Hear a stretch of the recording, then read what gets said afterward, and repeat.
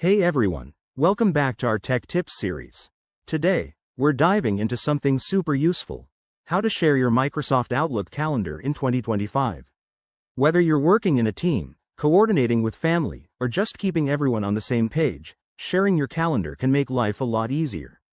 It's a quick process, and I'll walk you through it step by step, so you can get it done in under a minute. First things first, fire up Microsoft Outlook on your computer and make sure you're logged in with your Microsoft account. Once you're in, click on the calendar icon at the bottom of the screen to switch to calendar view.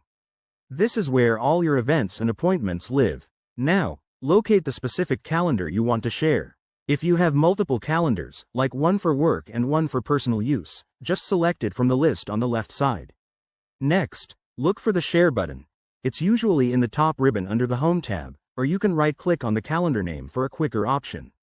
When you click Share, a dialog box will pop up. Here, you'll enter the email addresses of the people you want to share with.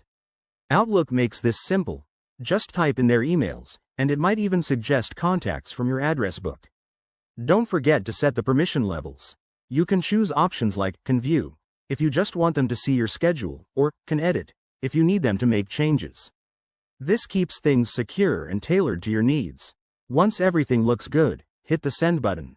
They'll receive an invitation via email, and once they accept, your calendar will be shared. It's that straightforward. A quick tip: if you're using Outlook on the web, the steps are pretty much the same, so this works across devices.